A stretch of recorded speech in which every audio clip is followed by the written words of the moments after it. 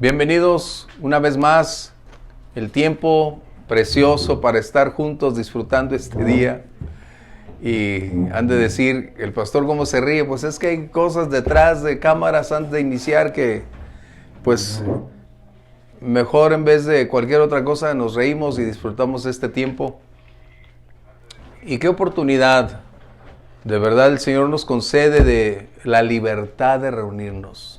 La oportunidad de escudriñar su palabra, disfrutar de una enseñanza sana, clara y con el único propósito de ver su nombre ser exaltado y alabado.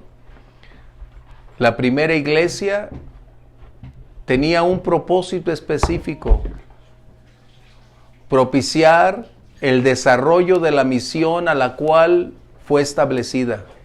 Continuar la obra de la predicación del Evangelio. Y eso es lo que tú y yo hoy estamos una vez más realizando y equipándonos para, en el lugar donde nos desenvolvemos, en el ámbito social donde nos desarrollamos, ahí ser luz, ahí anunciar a quién servimos y pertenecemos y desarrollar nuestra fe para continuar adelante. Nuestro inicio, así que bienvenidos todos ustedes, los presenciales como a través de las redes sociales. Les saludamos con gozo, con cariño y a la vez, una vez más reiterándoles que ustedes forman parte vital de nuestro entorno. Sus comentarios, sus aportaciones, preguntas son bienvenidas. Por favor, háganlo y con toda certeza se los digo, trataremos a la brevedad de insertarlo para continuar adelante.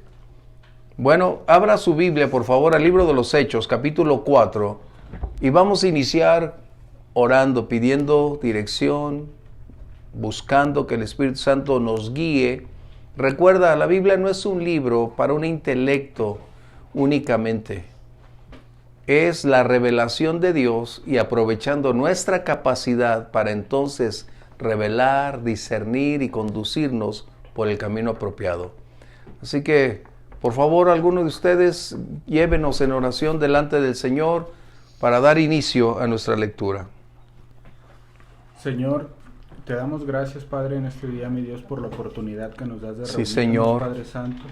Gracias, Señor, por esta libertad que nos permite, mi Dios, de venir a estudiar tu palabra, Padre. Aleluya. Santo. Te pedimos, mi Dios, que tu Espíritu se derrame sobre nosotros, Padre Santo, y que tu discernimiento sea nuestro discernimiento, Padre Santo, que podamos comprender y entender estos textos, Padre mío, que hoy vamos a ver. Te pedimos, mi Dios, que ponga las palabras claras, justas y precisas, Padre mío, Sí, en la boca de Señor. nuestro pastor, mi Dios, y nuestros corazones dispuestos para poder entenderlas, Padre Santo. Te pedimos, Señor, por las personas, todos los hermanos que están viendo la transmisión, Padre mío, que de igual manera, mi Dios, el Espíritu les revele, Señor, esta clase, Padre mío, y te pedimos por el cuidado de las personas que vienen en camino, mi Dios. Cuídalas, guárdalas y Sí, permítelas Señor. llegar con bien, Señor. En el nombre de tu Hijo Jesús te damos las gracias, mi Dios. Amén. Amén. Abra su Biblia, capítulo 4, verso 13, y permítame leer de esta manera estos dos versos iniciales. Dice, entonces, recuerda que venimos estudiando el capítulo 4, y este es el resultado donde Lucas cierra este punto. Entonces, viendo el denuedo de Pedro y de Juan, y sabiendo que eran hombres sin letras y del vulgo, se maravillaban y les reconocían que habían estado con Jesús. Y viendo al hombre que había sido sanado, que estaba en pie con ellos, no podían decir nada en contra. No estamos viendo un hecho aislado. Desde el inicio del capítulo 1, el libro de los Hechos ha venido en un desarrollo constante de una revelación, de una instrucción acerca de qué es la iglesia, el por qué es la iglesia, cuáles son los retos, cuál es la dirección, hacia dónde se dirige, y precisamente no para ser la única iglesia, sino fue el principio a la cual nosotros, que tú y yo el día de hoy la conformamos, tenemos ya una historia previa que nos dice cómo accionar, qué hacer, hacia dónde dirigirnos y cuáles son las herramientas que nosotros tenemos disponibles, pero también cuál es la misión a la cual necesitamos alcanzar. No ha cambiado la ordenanza, no ha tenido alguna dificultad en cuanto a un cambio, a un escenario distinto en que la misión sea tergiversada. No, la misión continúa. La verdad es la que nos guía y por lo tanto tú y yo tenemos que estar conscientes que la predicación del Evangelio, la misión de la iglesia no depende de las circunstancias. El medio ambiente no dictamina ni define lo que la iglesia es. ¿Estamos de acuerdo? Eso es muy importante. Por eso hay una sola iglesia. Bien, lo que acabamos de leer tiene algo muy peculiar. Las personas alrededor tienen una opinión acerca de lo que somos. Las personas pueden tener, de hecho, algunos aspectos que conozcan de nosotros, pero eso no define lo que somos. Y eso es muy importante. ¿Por qué? Por lo que estamos leyendo en Pedro y Juan. Pero hay algo muy importante que escribí por aquí. Los antecedentes tuyos o míos no definen nuestro presente. Solo pueden ser un punto de referencia para nuestra vida. Pero la gran mayoría de personas define a las personas por lo que un día hicieron, por lo que un día estaba en ellos, por lo que ellos adquirieron en su vida intelectual, académica, y eso los coloca como la etiqueta final. Pero debemos entender que cuando venimos al Señor, ese pasado solo se convierte en un punto de referencia porque Dios hace nuevas personas, criaturas nuevas, de las cuales tú y yo estamos en ese proceso de ser totalmente distintos a lo que un día fuimos, vivimos y practicamos. Eso es algo que debe ser muy claro para nosotros, ¿sí? ¿Vamos bien?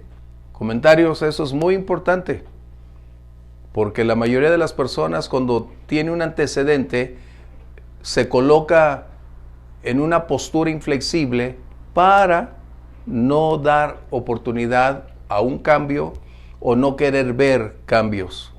Por eso el pasado para ti y para mí simplemente es un punto de referencia y no puede definir nuestro presente ni nuestro mañana. La historia no la podemos cambiar, pero sí podemos cambiar el presente y alterar el mañana como resultado de lo que Dios está haciendo en nosotros. Qué tremendo, ¿ah? Eso es algo tan importante. Bien, ¿qué tenemos ahora entonces? Lo que estaba aconteciendo, el Sanedrín, que hablábamos la clase anterior, ya tenemos ahora sí la idea quiénes conformaban, quiénes estaban ahí. El Sanedrín ahora tenía un enorme conflicto. No solo habían negado al Mesías y habían acabado con él físicamente, ahora se estaban dando cuenta que los discípulos o los seguidores del Mesías tenían una increíble similitud en muchos aspectos, donde ahora el problema no era qué hacemos con el Mesías, sino ahora qué hacemos con los seguidores del Mesías. Y este es el punto focal. ¿Cuál? Hay dos aspectos muy relevantes que el mismo Sanedrín determinó porque era innegable lo que estaban observando en los discípulos. El Sanedrín se había equivocado rotundamente con el Mesías y ahora estaban cometiendo el mismo error. Qué increíble que lo que ellos vieron semanas atrás, ahora lo estaban viendo plasmado en los discípulos. Y aún así, no alcanzaban a darse cuenta de su terrible ceguera. Pero hay dos aspectos sobresalientes que son muy importantes para nosotros. ¿Por qué? Porque el Espíritu Santo sigue obrando en todos y cada uno de nosotros en la medida en que estemos rendidos y supeditados a Él. La primera cosa que ellos vieron, dice aquí, el verso 13. Viendo el denuedo, esa palabra denuedo significa valor. Estaban viendo en ellos una característica no antes vista. No es el mismo valor humano al valor que expone aquel de quien procede ese valor para manifestar, hablar cara a cara.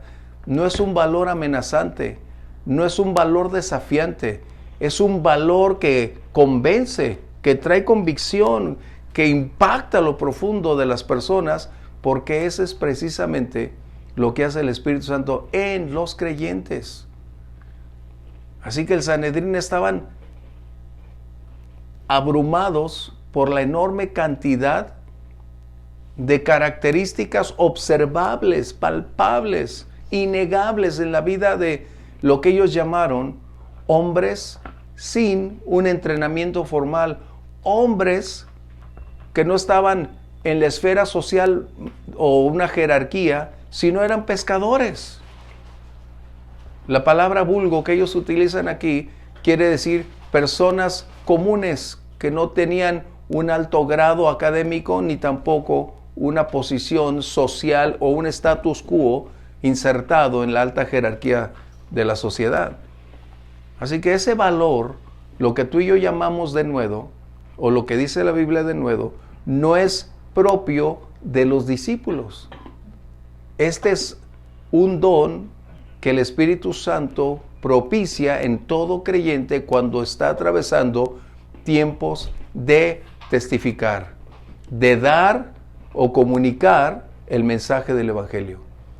O sea, en otras palabras, lo que estaba haciendo el Espíritu Santo en Pedro y en Juan era simplemente modelar, revelar lo que los creyentes a lo largo de la historia también serían canales o receptores para que ellos también proclamaran con valor el mensaje del Evangelio.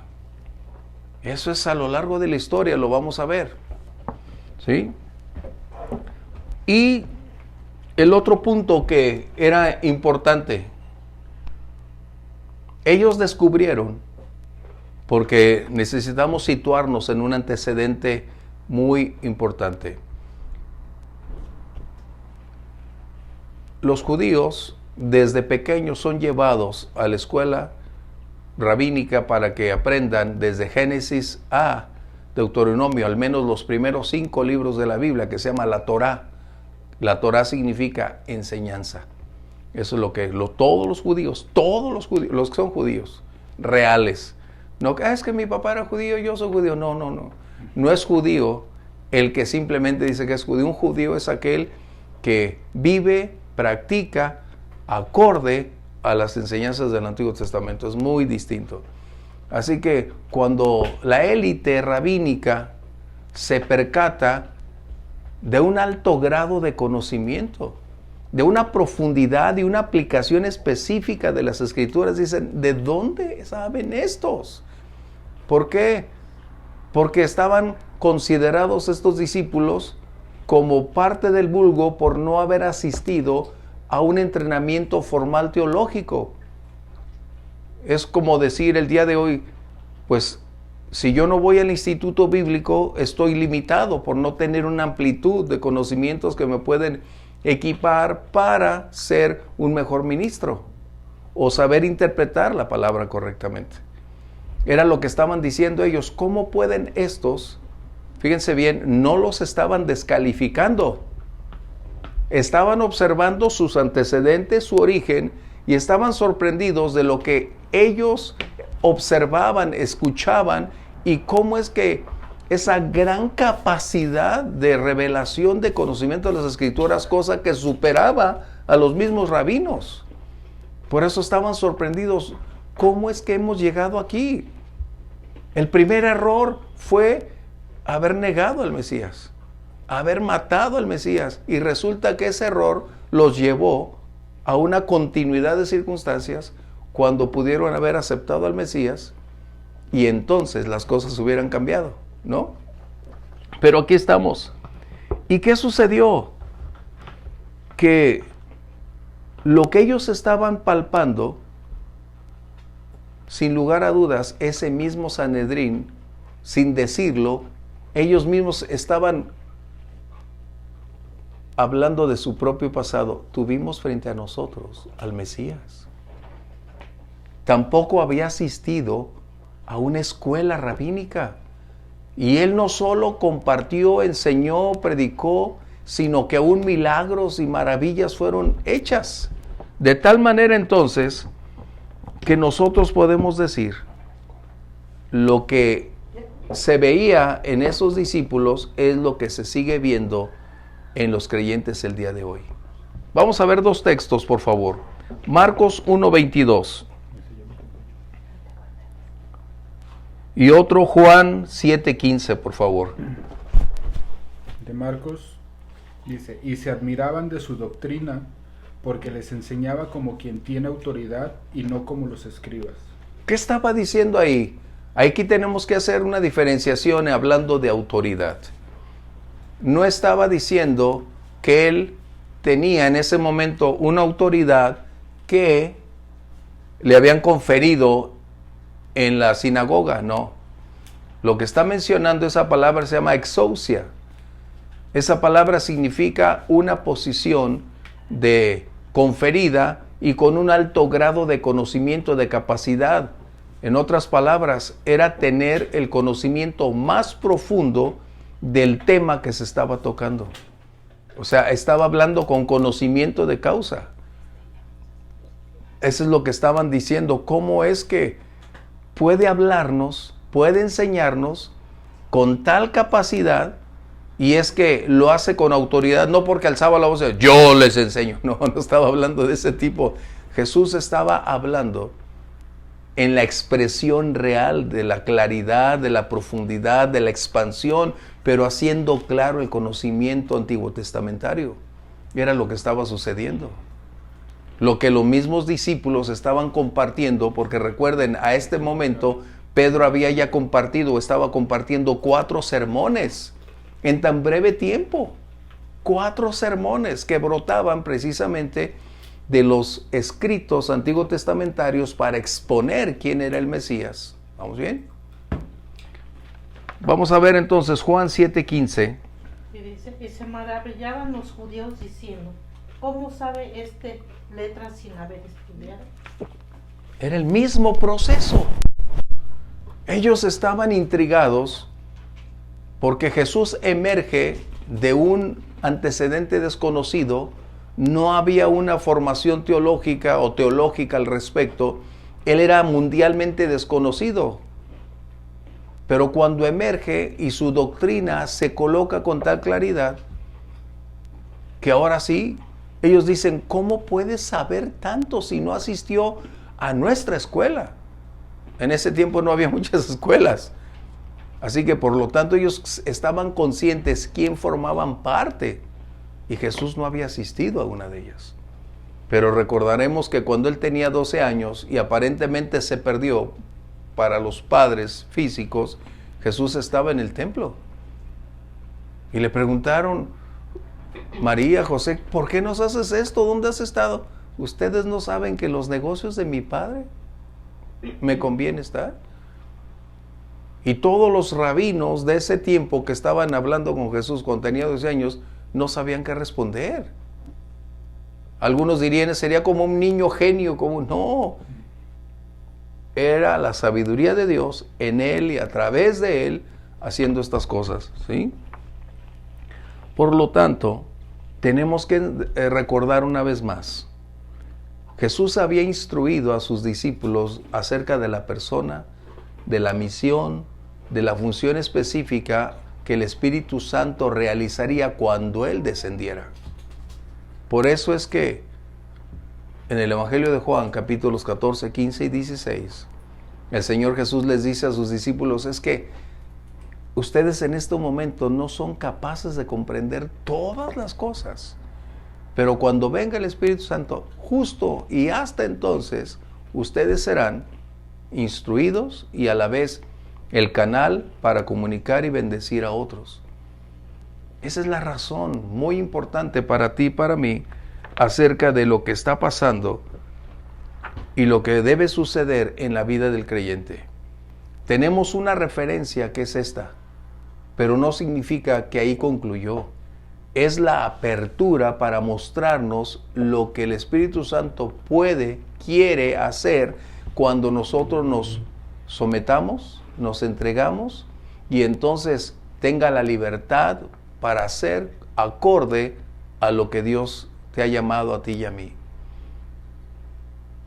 Podemos decir entonces que mientras el Espíritu Santo siga accionando el día de hoy, no hay ninguna limitante, no ha perdido su capacidad de acción, su capacidad de realizar milagros continúa vigente.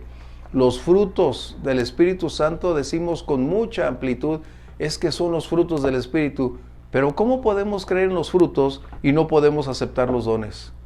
¿Cómo podemos pretender aceptar que Él tiene solo media mano o medio cuerpo, si pudiéramos utilizar esa frase, medio cuerpo para hacer una cosa y el otro medio cuerpo lo tiene detenido? Es imposible.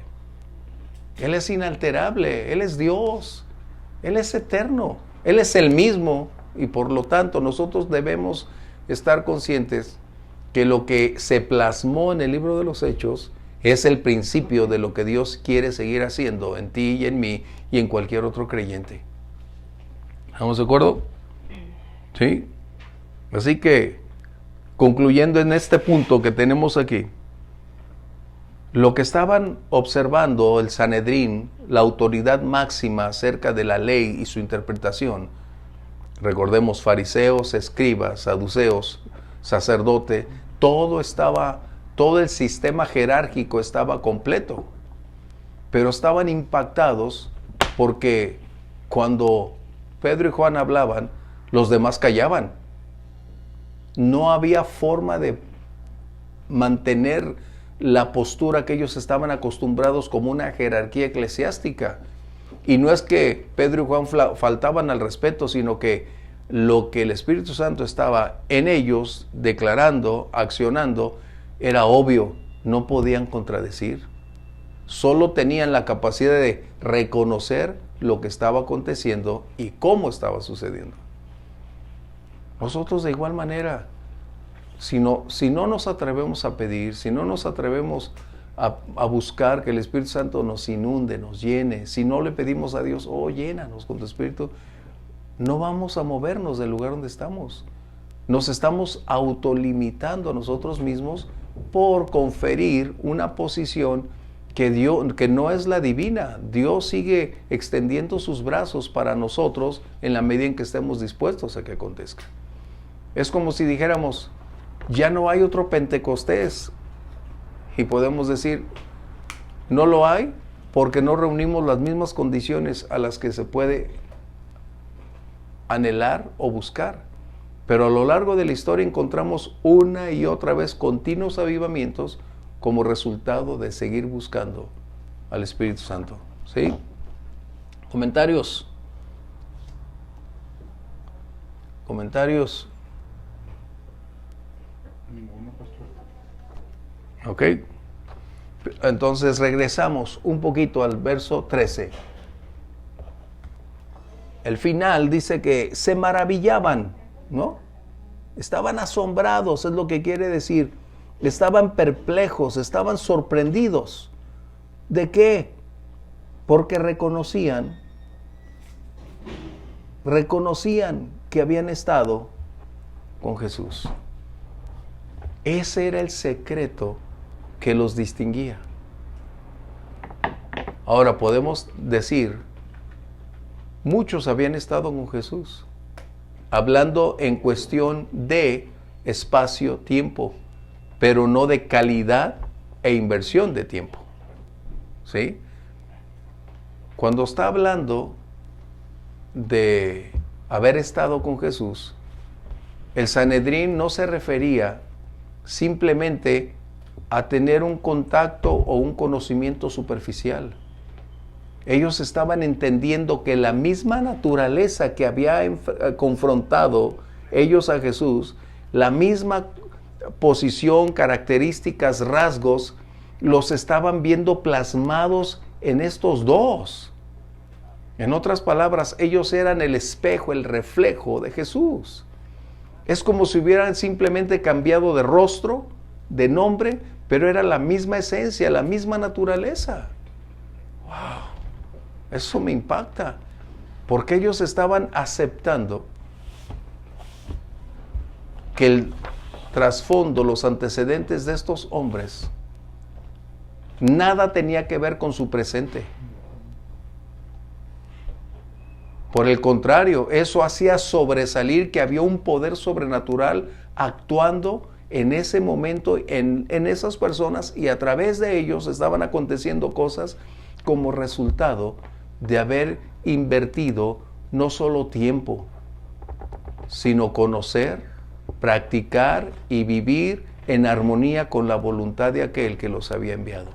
Ese es el secreto. Y es lo que necesitamos una vez más. En la clase anterior habíamos agregado algo que Adrián también mencionó, que era lo más importante haber estado con Jesús. Y yo hice una acotación que cuando tenemos tiempo con Dios, todo mundo lo va a ver. Todo mundo lo va a saber. No necesitamos decir, yo estuve con, ya oré. No. Todo mundo va a darse cuenta que hay algo distinto. Hasta tu rostro puede brillar. Tu sonrisa es diferente, tu actitud, conducta, tu estilo de vida sufre una alteración. Hay cosas que empezamos a retirar de nuestra vida cotidiana en ocasiones sin percatarnos, sin darnos cuenta, y empezamos a dejar aún vicios y no te cuesta. ¿Por qué? Porque la nueva naturaleza ya no es propia para lo anterior. Esa nueva naturaleza te lleva a buscar, amar, desear, practicar cosas nuevas que son ahora las que amas y donde te desenvuelves. Y lo anterior quedó atrás, y eso es precisamente lo que estaban diciendo. Encontramos a un Pedro hablando malas palabras cuando negó a Jesús, pero ahora encontramos a un Pedro totalmente distinto. ¿Qué lo hizo cambiar? ¿Qué fue lo que sucedió? Él dijo, voy a hablar positivo, voy a decir cosas buenas. No. Fue un coach. ¿Ah? Él no dijo, yo tengo la fuerza de voluntad para cambiarme a mí mismo. No. Ese es el secreto de la vida cristiana. Cuando somos creyentes genuinos, no es nuestra fuerza, no es nuestra habilidad, no es el talento, no es el asistir a un grupo, no es el estar en cuatro paredes, es nuestra comunión, es nuestra relación, es lo que está diciendo. Por eso el Sanedrín estaba impactado. ¿Cómo pueden vivir estos hombres una vida totalmente distinta en la que ellos anteriormente jamás soñaron que podían vivir? Pudiéramos decir ahora que ellos eran los maestros y los rabinos y aún el sumo sacerdote eran los estudiantes, porque no podían con esas palabras. ¿Por qué? No se compara la teología, ¿no? O sea, no se compara la sabiduría que te da el Espíritu a lo que te da la mente. Exacto. Esa es la gran diferencia. Como en algún momento el apóstol Pablo más adelante escribe y dice, porque el conocimiento envanece. ¿Por qué? Porque él era una evidencia contundente de haber tenido un doctorado en teología. Él era el doctor de la ley en su tiempo. Y no obstante, nunca conoció a Jesús. Fue hasta que vino el Espíritu Santo, ¡puf!, le abre el entendimiento.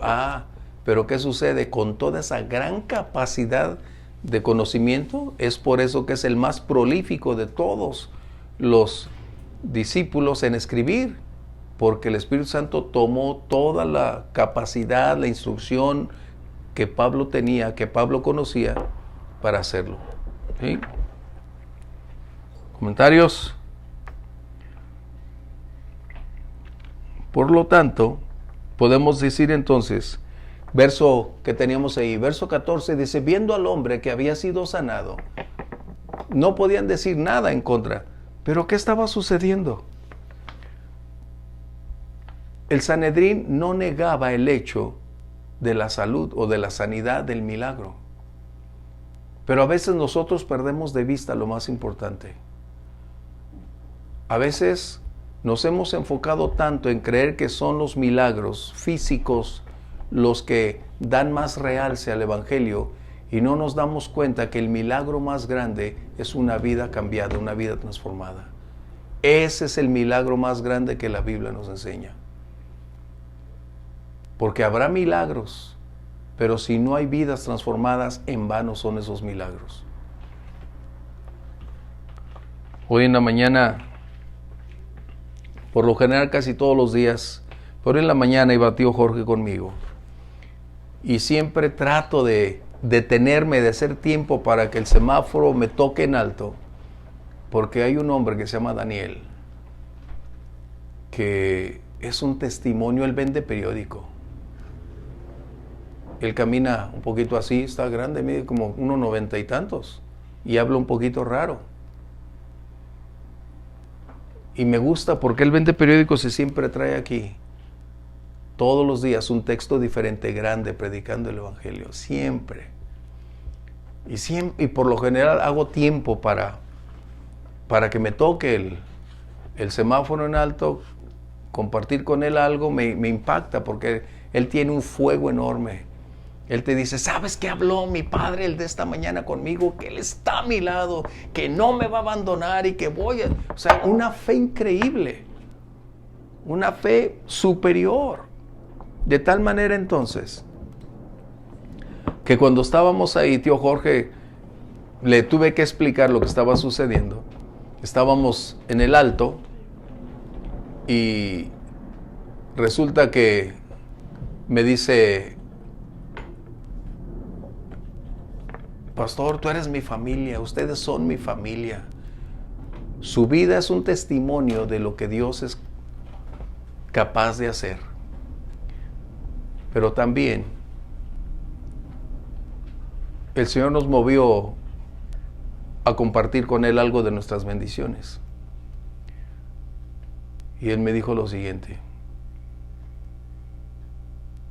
Yo estaba orando y le dije, Padre, yo no le voy a decir a nadie nada de mi situación. Tú tienes el poder para hacer que las cosas cambien. Y tú puedes enviar la respuesta como tú quieras. Y cuando eso hicimos, dice, esta es la oración que yo había hecho. Como mi Padre Celestial responde. Wow, o sea, dices, un hombre que fue liberado de las drogas, que lo golpearon hasta la muerte, que lo dieron por muerto, y resucitó ahí en el CEMEFO. Y dices, wow, es lo que Dios hace. O sea, mide casi 2 metros, pero tú lo ves caminar porque es la evidencia de lo que sucedió, de las golpizas que le dieron, porque él se rehusó a ya no querer vivir en ese ámbito. Dios sigue haciendo milagros. Y tú lo ves cada mañana con un texto aquí, todo el tiempo aquí, caminando, y cada vez que alguien le compra o alguien le da algo, él testifica, y testifica con pasión. Y me agrada porque es contagiarte. Tú no lo ves triste, está lloviendo, está trabajando, no se queja. Tú no lo ves que está diciendo, ay Señor, ¿por qué? No, él está gozoso y está feliz. ¿Por qué? Porque está en una pasión, está con el Señor, vive con el Señor. El Señor vive en él, o sea, él tiene esa pasión y me gusta. Y decía tú, Jorge, oh, este hombre es algo fuera de serie, exactamente. Digo que todos deberíamos vivir como él, intensamente, porque él sí puedes decir, así ha estado con Jesús. ¿A qué horas? Pues no sé si se levante a las 3 de la mañana porque tiene que estar a las 6 ya recogiendo todo su material para trabajar. Así que, qué tremendo, ¿ah? Se llama Daniel, que significa Daniel, Dios es mi juez. Eso significa Daniel. Bien, comentarios. Así que el milagro más grande es eso. El milagro más grande. Mira, muchas personas pueden decir que no le gusta que seamos cristianos, pero lo que no pueden negar es lo que Dios ha hecho en nosotros. Tan es así que a Daniel lo golpearon precisamente porque ya no quería estar en ese mismo ámbito. ¿Sí? Bien, vamos a ver los versos 15 en adelante de este Juan. Dice entonces, les ordenaron que se salieran del concilio y conferenciaban entre sí diciendo, ¿qué haremos con estos hombres? Porque de cierto, el milagro está hecho y es notorio a todos. ¿Qué estaba pasando? ¿Qué estaba pasando? Obviamente, la gran preocupación de este Sanedrín no era o no representaba como prioridad la búsqueda de la verdad. Ellos no estaban buscando la verdad.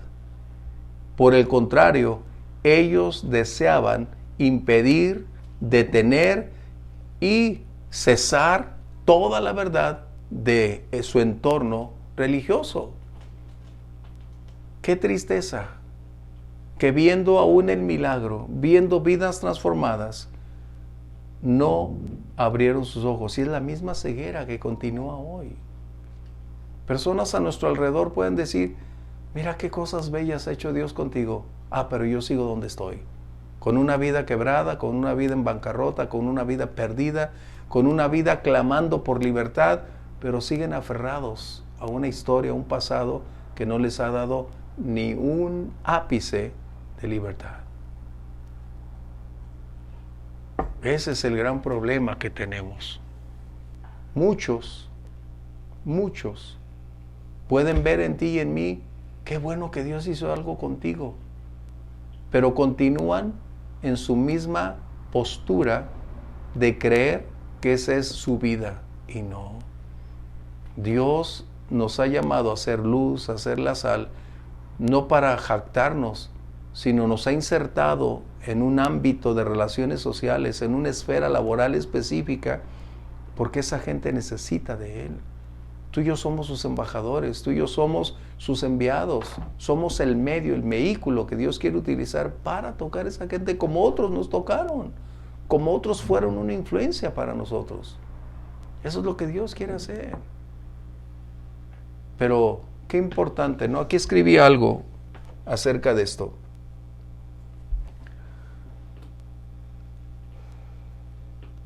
La incredulidad no es falta de evidencias, es la condición del corazón. Y eso se aplica en ellos precisamente.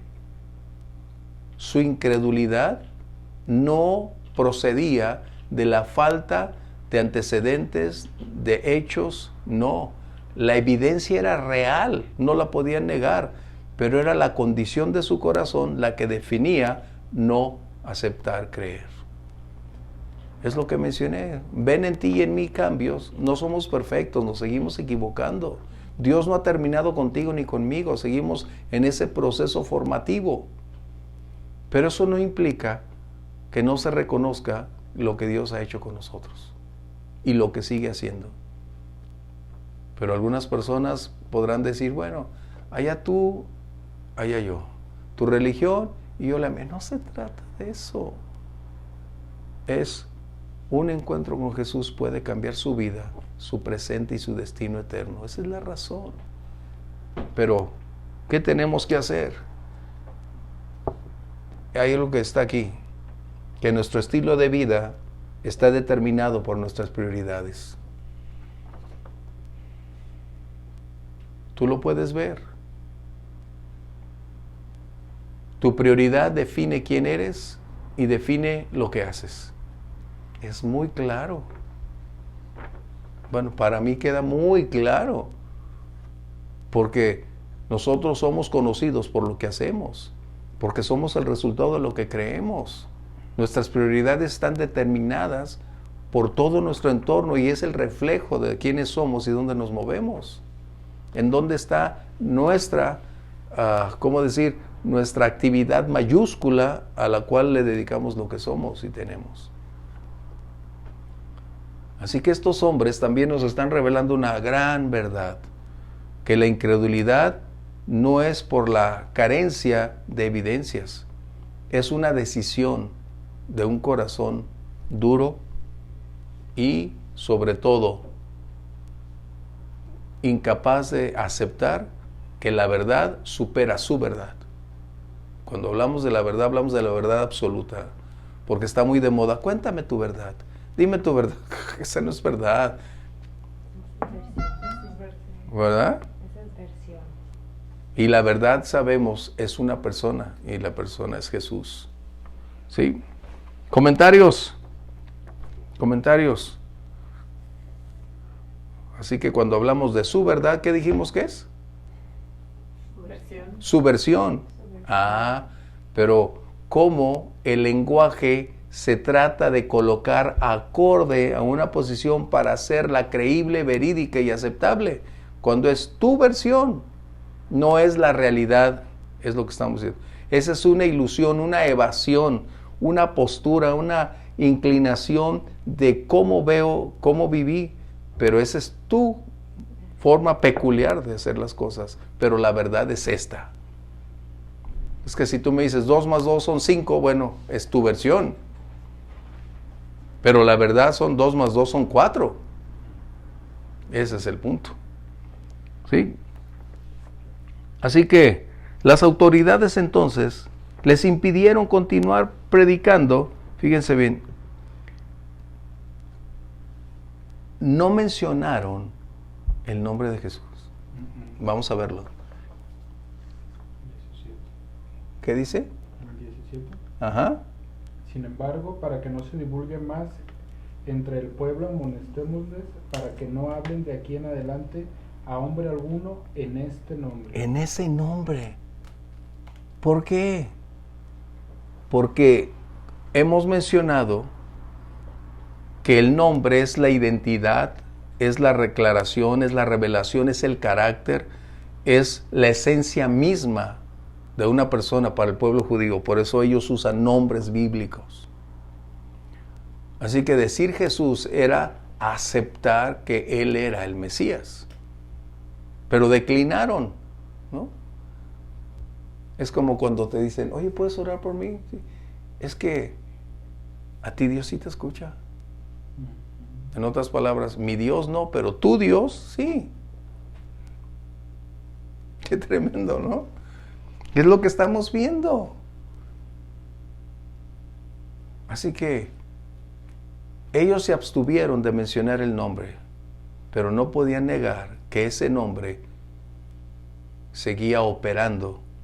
Él estaba vivo y a través de lo suyo seguía haciendo milagros y maravillas. Pero viene algo, una pregunta que necesito que tú y yo estemos muy conscientes de esto.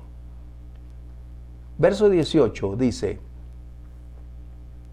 llamándolos, recuerdan, los habían retirado para ellos tomar una decisión. Les intimaron o los amenazaron, los amedrentaron, como tú quieras llamar, que en ninguna manera hablasen y enseñasen en el nombre de Jesús. Y aquí es la pregunta, ¿hasta dónde nosotros como creyentes debemos estar sujetos a la ley? La Biblia nos enseña siempre a ser ciudadanos modelos, a estar sometidos a todos los requerimientos que la ley demanda. Nos dice que la autoridad ha sido aprobada, colocada por Dios con fines y propósitos específicos. Vamos a leer 2 textos, Romanos 13:1, por favor, y otro, 1 de Pedro 2:13.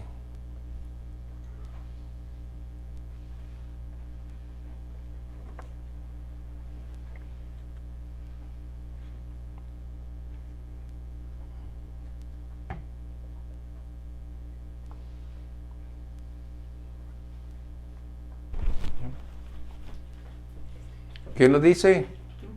Sométase toda persona a las autoridades superiores, porque no hay autoridad sino de parte de Dios, y las que hay por Dios han sido establecidas. Cuando dice establecidas, tenemos que entender una palabra aquí que es muy clara. Porque, entonces Dios estableció a Hitler. Dios estableció el actual gobierno. No. Lo que está diciendo es que Dios permite que nuestra elección sea avalada para que esto suceda. ¿Ok? Pero en síntesis, lo que está diciendo el apóstol Pablo por el Espíritu Santo es que nosotros debemos estar supeditados, sujetos a la autoridad. ¿Por qué? Porque la autoridad es avalada por Dios. En otras palabras, no podemos tener un problema de autoridad. No debemos ser rebeldes. No debemos andar promoviendo revoluciones. No debemos andar promoviendo mítines en contra de él. No. Nosotros no tenemos que entrar en ese aspecto. Tenemos que estar supeditados. Y cuando estás leyendo esto es porque en los tiempos de estos discípulos o de estos apóstoles, sus gobernantes no eran democracias, eran dictadores que ejercían acorde a su capricho las leyes. ¿Ok? Primera de Pedro 2:13, por favor. Por causa del Señor, someteos a toda institución humana, ya sea al rey como a superior. Dice, ¿por causa de quién? Del Señor. Quiere decir que nosotros podemos decidir sustraernos del Señor y reunirnos con los rebeldes para decir, vamos a derrocar al gobernador, No. Pero si amamos y caminamos con el Señor, entonces no puede haber una bifurcación. Debe haber un solo sentido. ¿Y cuál es? Estar sujetos. Esto no quiere decir que no utilices tu capacidad de análisis. Esto no significa que no sepas diferenciar entre lo justo y lo injusto. No está diciendo que seamos como ciegos que no puedan diferenciar entre lo correcto de lo incorrecto. Tenemos que tener uso de nuestras facultades y muy claramente, pero dice por causa del Señor. Fíjate bien. Por causa del Señor. Tú y yo podemos estar en desacuerdo con lo que el presidente haga, con lo que el gobernador haga, pero ellos merecen nuestro respeto por la investidura que tienen. Es muy distinta. Y yo conozco muchos cristianos que hablan pestes de la autoridad y no debe ser eso. Debe haber respeto. Podemos estar en desacuerdo. ¿Por qué? Porque tienes tu capacidad de pensamiento. Pero a causa del Señor, ¿sí? Eso es muy importante. Vamos a leer otro texto, Mateo 22:21, por favor.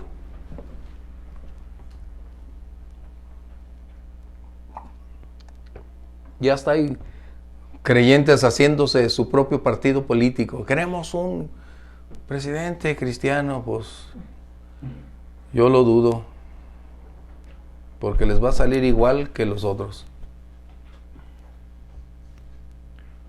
Mateo. Dice, le dijeron de César y le dijo, da pues a César lo que es de César y a Dios de lo que es de Dios. El Señor nunca ha estado en contra de honrar, respetar a la autoridad. Pero debemos entender que hay dos esferas de gobierno donde tú y yo nos desenvolvemos. El gobierno en el cual nuestras autoridades civiles dirigen es en lo físico, en lo natural. Pero hay un código más alto, el tuyo y el mío, el cual es la palabra de Dios, que nos lleva a otro nivel, a otra posición, donde podemos muy bien diferenciar todas esas cosas y decidir a quién nos unimos y cómo actuamos. Por eso la pregunta es, al conocer todas estas condiciones que la palabra de Dios nos infiere, viene la pregunta en el verso 19 que Pedro dice. ¿Cuál fue el punto? Fíjense bien el verso 18. Les intimaron ¿a qué? A que no hablaran ni enseñaran, ahora sí, en el nombre de Jesús. En otras palabras, no puedes orar públicamente, no puedes predicar públicamente, no puedes hacer eventos públicamente, no puedes en las escuelas orar. ¿Se les hace conocido? ¿Sí? Con 50% de capacidad. Bueno. Mas Pedro y Juan respondieron, y esta es la única, y reitero y lo tengo que subrayar, es la única condicionante para que el creyente haga una resistencia civil, no una rebelión. Es muy distinto. una resistencia civil. Vamos a ver lo que dice. Primero, las limitantes, ¿cuáles fueron? Nada que ver con la vida espiritual. Y Pedro dice al Sanedrín, pues juzguen ustedes si es justo delante de Dios obedecer a ustedes antes que a Dios. ¡Wow! ¡Qué valor tenían para confrontar a la máxima autoridad! Pero debo decirles algo. Cuando Pedro está haciendo esta declaración, le está diciendo, ustedes no son Dios. Ustedes son una institución humana, religiosa. Ustedes no forman parte de la Trinidad. ¿Qué quiere decir? Que cuando las leyes que tú y yo tenemos se oponen a la voluntad, a la palabra, a la revelación de Dios, entonces tenemos una realidad para abstenernos de supeditarnos a la voluntad de los hombres. Por ejemplo, el aborto. El aborto va en contra primero de la vida y va en contra de la voluntad de Dios. Que los doctores son obligados a que vayan y hagan abortos. Tú puedes determinar, decir, no, mis principios no me permiten hacerlo. Es como a mí, como ministro, la ley dice, la ley de asociaciones religiosas dice, que un ministro no puede rehusarse a casar a dos personas del mismo sexo, aun cuando no sean de su congregación. Porque te hace sujeto a sanciones penales como económicas. Y ese es un riesgo que corre todo ministro. ¿Pero qué vas a hacer? Ay, sí, ¿los casamos? No. Va en contra de lo que la palabra de Dios establece, porque el matrimonio es entre un hombre y una mujer. O sea, ¿hasta dónde debemos someterse? Es como ahora que nos cerraron las iglesias, dices, ¿qué hacemos? Pues todo esto uno lo tiene que ir mirando, porque este es el principio de lo que el día de mañana va a ocurrir. En los Estados Unidos, hace años, retiraron la oración de las escuelas. Hoy la están volviendo a tratar. El gobernador de Florida acaba de firmar una nueva ley para que cada niño o cada persona tenga al menos 1 minuto o 3 minutos para meditar, para orar en lo que él desee. Por eso Mr. Trump dejó de estar el presidente, porque él estaba abogando por la libertad religiosa. En otras palabras, lo que estos hombres dijeron era suprimir la libertad religiosa, y es lo que hoy es el peligro más grande que tenemos. Pero muchos creyentes parece que, ay sí, lo que se diga. ¿Hasta dónde es ese balance? Ustedes y yo tenemos que colocarlo. No es incitar, recuerden, el Señor nos dice que debemos estar sujetos, pero ¿hasta dónde está esa línea? Es algo que nosotros necesitamos definir. ¿Sí? Por eso, un pastor o una iglesia cristiana no debe estar involucrada en rebelión. Nunca. Puede tener una resistencia pacífica, civil, como resultado de que las leyes emitidas están en contra de la verdad bíblica. Ahí sí. Pero no ir y vamos a derrocar, vamos a cambiar. No. Tenemos que tener muy claro que hay un balance, y es lo que se tiene aquí. ¿Cómo es que Pedro y Juan pudieron decir esas palabras? Porque el Espíritu Santo en ellos estaba propiciando la declaración que nosotros estamos hoy entendiendo, para que cuando vengan esos tiempos nosotros también tengamos esa misma claridad y definir las cosas como deben ser hechas. ¿Sí? Qué increíble, ¿no? Que no te permiten orar, no te permiten predicar. Pero en las cárceles sí quieres que vayan y prediquen y que les des nuevos testamentos. Qué incongruencia. cuando se debe prevenir, que ese es el factor preponderante para eliminar posibles riesgos en un futuro. Y ya te dan la oportunidad cuando ya todo el caos fue hecho. Qué increíble. Así que, ¿qué pensamos? ¿Qué opinan? Tenemos a quienes están a través de las redes sociales. ¿Hay alguna aportación? ¿Alguna pregunta? Porque no van a decir que el pastor está incitando algo. No. Eso que quede muy claro. Yo estoy afirmando con 3 pasajes bíblicos que debemos estar sujetos. Debemos someternos a la autoridad. Y solo hay una ocasión cuando esta debe ser colocada. ¿Está muy bien? ¿Hay comentarios de quienes nos están viendo?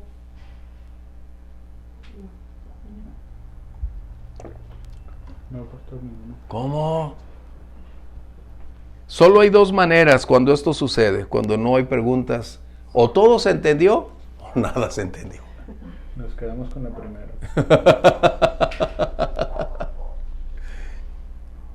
¿Ok? Y eso es lo que estamos viendo aquí. ¿Hasta dónde podemos llegar? Es lo que estamos diciendo. ¿Sí? Así que la única base de esta desobediencia civil es lo que la Biblia nos permite. ¿Vamos bien? ¿Sí? No hay otra manera. Es la única que la Biblia nos dice que podemos practicar, utilizar, pero pacíficamente. ¿Ok? Supimos de muchas iglesias que abrieron en tiempos críticos, algunos fueron multados, algunos fueron llevados a la cárcel, y algunos pueden decir, no, es que estuvo mal. No podemos colocarnos sus zapatos porque cuenta su entorno, la posición donde estás, tu madurez y tu posición espiritual para poder definirlo. Hay muchos factores para eso. ¿Sí? Así que, ¿cómo reaccionar cuando la ley legitimiza, y no significa que esté válido, legitimiza el aborto, legitimiza la eutanasia, legitimiza el matrimonio entre 2 personas del mismo sexo? El hecho de hacerlo constitucional no significa que es primero acorde a nuestra naturaleza, a la biología, a la fisiología, y la segunda no es acorde a los principios establecidos. Qué increíble, ¿no? Porque nuestra biología no depende de las circunstancias, ni de entorno, ni de inclinaciones sexuales. El sexo no se define por inclinaciones ni por creer que pertenece a otro sexo envuelto en otro cuerpo. Imagínate que el día de hoy tú llegues a comprar una casa de contado y le des 5,000 pesos y te dice, oiga señor, ni el enganche. ¿Cómo no? Yo creo que estos billetes son de 1,000,000 de pesos cada uno. Es esa la realidad que estamos viviendo. ¿Sí? Así que esto es por lo que la Biblia para muchos no les es grata. No porque contradiga, sino porque establece los parámetros que definen el curso de la vida. Esa es la gran realidad. Y aquí es donde estamos. ¿Hasta dónde podemos estar supeditados? Siempre y cuando se ajusten los parámetros constitucionales a los que la palabra de Dios declara. ¿Sí? No vamos a hacer revoluciones aquí, ni formar partidos. Ok, entonces, ¿cuál fue el propósito hablando al respecto? Si ya concluimos con ese, ¿estamos bien? ¿Por qué verso 20? Bueno, antes que eso, ¿por qué fueron llevados, o por qué vas a encontrar que mínimo 4 veces fueron llevados al Sanedrín? Pero la historia se ha repetido a lo largo de todos los siglos. Creyentes han sido llevados ante autoridades como resultado de su fe de predicar el Evangelio. Pero ¿cuál es el propósito? ¿O cuál fue la razón que el Señor ha permitido y seguirá permitiendo que esto acontezca? Vamos a ver el libro de Lucas 21, versos 12 y 13, por favor. Recuerden que nuestro Dios es un Dios de propósitos. Dios nunca deja nada a la aventura. Dios nunca hace algo sin realidades específicas.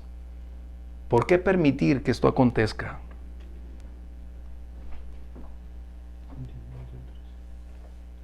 Están muy lentos en la lectura, ¿eh? Dice, pero antes de todas estas cosas os echarán mano, y os perseguirán, y os entregarán a las sinagogas y a las cárceles, y seréis llevados ante reyes y ante gobernadores por causa de mi nombre. ¿Y qué dice? Ese también, ¿verdad? Ajá. Y esto os será ocasión para dar testimonio. Ese es el propósito fundamental. No para que te amedrentes, no para que sufras. Es porque ahí esa esfera, esa élite requiere que se comparte el Evangelio. Por ejemplo, tú ves al apóstol Pablo y lo vamos a estar viendo, cómo fue llevado de escenario en escenario. Porque Félix y todos esos gobernantes necesitaban escuchar de viva voz, cara a cara, el mensaje del Evangelio para que un día no puedan decir, a mí no me dijeron, a mí no me fue predicado. Todos ellos estarán un buen día avergonzados. Bien, ¿qué es lo que dijo Pedro? Verso 20. Porque no podemos dejar de decir lo que hemos visto y oído. Eso es el punto focal. No podemos dejar de decir eso. Entonces les amenazaron, fíjese el antecedente, y los soltaron, no hallando ninguna manera de castigarles, porque el pueblo, todos ellos glorificaban a Dios por el milagro que se había hecho. Porque el hombre tenía ya, ¿qué?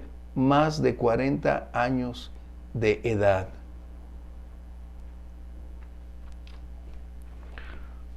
Wow. Hablar lo que hemos visto y oído es lo que hacemos tú y yo. No hablamos de rituales, no hablamos de algo místico, no hablamos de algo abstracto, no decimos tú eres tu Dios, no. Hablamos una realidad que es innegable, como este hombre Daniel del que mencioné. Es innegable. Algunos podrán decir no me gusta, no estoy de acuerdo, su teología no es muy grata, pero no puedes negar lo que estás viendo. Una vida, un milagro viviente. Eso es lo que nosotros tenemos que hacer. Simplemente hablar y compartir lo que este mensaje nos da. Lo que dice Hechos 1:8. El Señor Jesús había dicho, y recibirán poder cuando venga sobre ustedes el Espíritu Santo y me serán testigos. La advertencia, la cárcel, la muerte seguirá siendo una realidad para todo cristiano en cualquier parte del mundo. Nosotros gozamos en este momento de una democracia, pero eso no implica que a veces seamos perseguidos, limitados, como este año y el año pasado estuvimos prácticamente en la lona como resultado de una política que nos llevó a una crisis espiritual y de la cual muchos todavía no logran despertar. ¿Cuál fue el propósito? Eso. No hablar más del Evangelio. Pero ahora nosotros tenemos que estar conscientes actualmente en países, y no tanto en otros países, en nuestro propio país, en el sureste, hay persecución. En el estado de Hidalgo hay persecución. O sea, en varios lugares. Porque la verdad siempre confronta. Porque las tinieblas siempre tratan de querer apagar la luz. El Señor nos ayude. Y recapitulando, el Espíritu Santo sigue disponible para nosotros. Frutos y dones están a nuestra disposición. Procuremos invertir más tiempo con Jesús, como Lisa mencionaba el domingo. Si tomas un tiempo a solas, si tomas un momento más íntimo, habrá otra esfera donde tú te desenvuelvas y donde todo pueda ser distinto. Bien, vamos a dar gracias. Vamos a concluir la clase. Cierra tus ojos y agradécele en tus propias palabras al Señor el milagro que ha hecho con nosotros. Un milagro que nadie pudo lograr, nadie pudo cambiar, nadie pudo domar una ira, un enojo que había en algunos.